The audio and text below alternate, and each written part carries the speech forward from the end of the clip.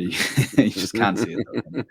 We'll go to Monday Night Football. I put the markers on that. But we'll go to Monday Night Football for again a crucial game for Leicester, and it could even be a big game for Liverpool too, based on how results go over the weekend. It's Leicester City available in 90-minute markets 5.5, Liverpool 1.62. The draw is available at 4.8. Both teams to score in this market is yes 1.62, no is 2.44. Leicester are getting 1 goal head start, and the Asian handicap line at 1.97, and the goal line for this is 2.5. Or sorry, 3.5, gone to 3.5 now, but shaded a good bit towards the under. So, Adrian, we'll stick to you, or go back to you on this one with Liverpool. They've just been really, really good the last few weeks. I just think there's no better way of putting it than that. Yeah, they just keep rattling off the wins, don't they? Obviously, a lot of goals before, but the last couple have been a little bit more cautious, and they've managed to grind them out, winning them deservedly, but only by 1 goal margins. I mean, this is a horrible fixture for Leicester, isn't it? Goodness me. I mean, Mark talked about this, what the results, how the results on Monday changed everything. I mean, it's now very hard to argue the case that Leicester got relegation. I mean, they've got this game, Newcastle away. They end with the winner at home to West. It could be done by then. They could be too far adrift. So this is massive, Leicester City. And the bottom line is they haven't looked like the team Paul's caliber. Yes, they beat Spurs 4-1, but that is absolute outlier. They're at home to City, 1-0 at home to Arsenal, 3-0 at home to Newcastle, 1 at home to Manchester United. Away from home, forget it. They've lost them all against the best team. So I can't see a way how they win this game. I really can't, even though they'll have to go for it. That seems to be the way, doesn't it, under Dean Smith? I think he realises I've inherited a bad defence here, so let's go out and try and outscore the opposition. It obviously backfired at Fulham, where they were abject. That was an embarrassing result for Leicester City. And even though I think there'll be a reaction to it, I mean, it won't be as terrible inside the defensive third. How can they be? This is Liverpool. And I just feel, I mean, I know quite a lot of Leicester fans, and there's a feeling among them that we're done, that it's over. We're going down. And if that's the mood inside the KP, I'm not saying it will be, but I think there will be a lot of fans inside that ground that are almost resigned to relegation now. This could get a little, the atmosphere might not be what you expect it to be, especially if Liverpool open the scoring. So but I've got back here, continue. They're looking much.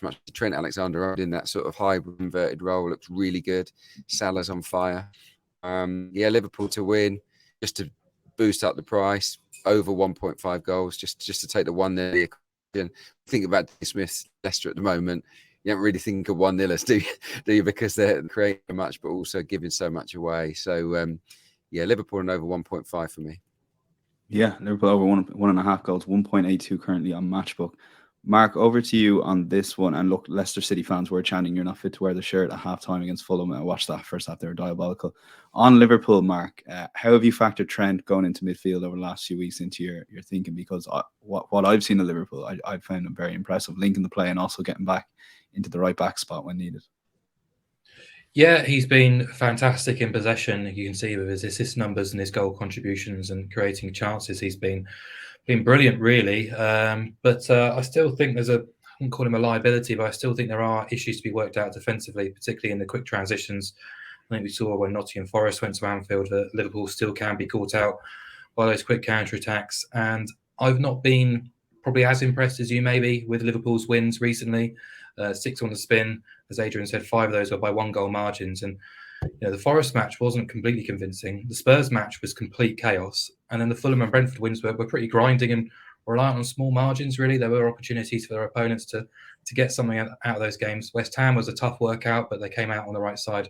But the Leeds match is probably more in keeping with what I expect from Monday night. And I'm not saying Liverpool go there and win 6-1, but they are obviously in the winning groove at the minute. Since the debacle at Molineux in February, they've won 10 of 15 Premier League games. Only Man City have won more points during that sequence as well. So they are in good winning form. I'm not being overly convinced by the full rounded performances, but that doesn't really matter at this stage of the season. They have got a puncher's chance now of the top 4, so I expect them to be right on it. And I just think stylistically this suits them massively. Leicester have to come out and start playing. They have to try and attack Liverpool, and that's going to leave that defence very vulnerable. A defence that hasn't kept a clean sheet since the World Cup, 20 games and counting. horrifying defensive efforts in their last 2 games. They've conceded 28 shots in the box against Fulham and Everton, 4.75 expected goals. Over the last 6 Premier League games, they're averaging 18 shots against. That's a huge concern against a team like Liverpool. 8 defeats from 8 against the top 5, 16 defeats in 24 against the top 12, 1 clean sheet in those 24 games as well. And I just think, being 2 points from safety, games running out, you just can't afford to be defensive and be pragmatic here. You have to play on the front foot. And Leicester do have the quality in forward areas. We say it every week. And actually, their attacking numbers have been pretty strong recently. They've averaged an XG of 2 or more in all 5 of their fixtures, 2.65 on average in those 5 games. They're attempting at least 8 shots in the box in all 5.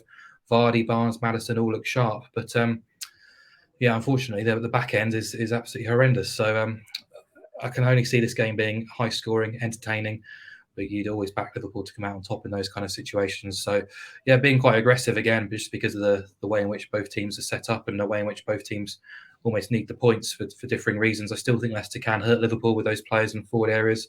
A Liverpool defence that's kept only 4 clean sheets away all season. But I think the boost on Liverpool, who are pretty short to win the game, aren't they? 162.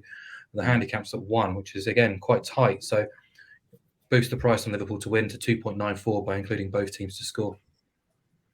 Okay, again, I'm going to be a sucker for the bigger price here. I'm going to lock in Liverpool both teams to score as the podcast selection, alongside Arsenal both teams to score 3.25 and Newcastle, I think 3.3 and both teams to score. You've got yourself a nice treble, which you can do on Matchbook, and one of the only betting exchanges you can do your multiples, and add in Adrian's Everton plus 1.5 goal.